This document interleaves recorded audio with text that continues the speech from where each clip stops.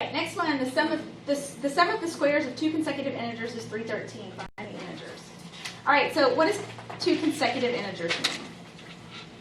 Like -6, -7. Right, like back to back. So -6, -7 will be consecutive integers. We have no idea if these two consecutive integers are, well, the sum of the squares. So we really don't know. They might be negative or positive. We don't know. So we're going to let x be our first integer. So if x is my first integer, how do I represent the next integer? Got to use the same x2. x. X What did you tell me about them? What makes them consecutive? Back to back. What makes numbers back to back? Plus or minus 1. Plus or minus 1. So we're going to do, and actually it doesn't matter what you do. You could do x plus 1 or you could do x minus 1. I'm just going to do x plus 1. So x is my first integer, x plus 1 is my second integer. Now we have to sum the squares of those. So that So you means, square them first, right? right, so we're going to square x, the first integer, that was easy, x squared. And I'm going to add that to the square of the second one, so x plus 1 squared. And that will equal 313.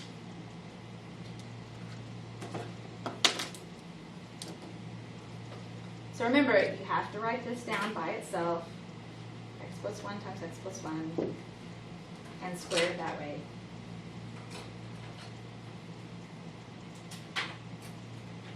And you just put into the quadratic.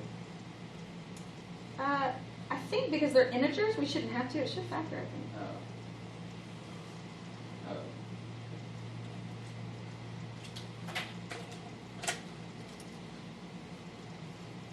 Alright.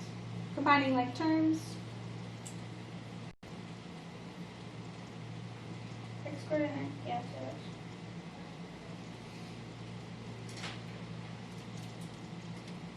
Alright, I'm going to move the 313 to the other side.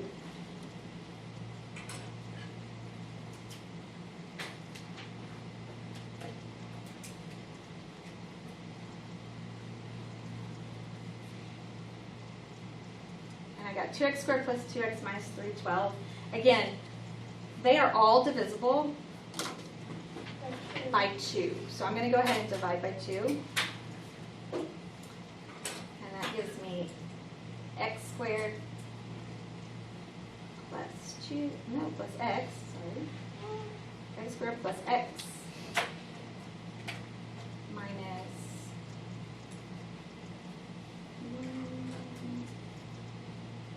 56.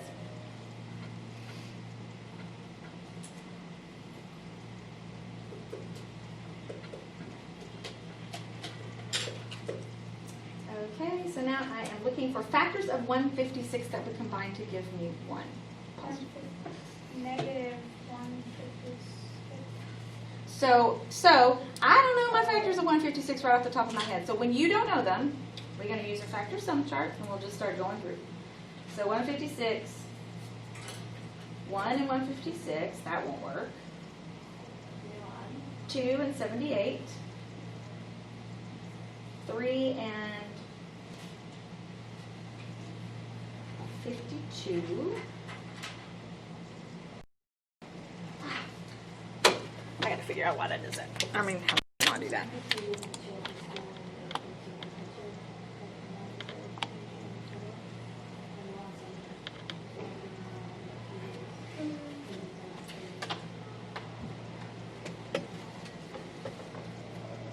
Let's see, 4, does 4 go into 156?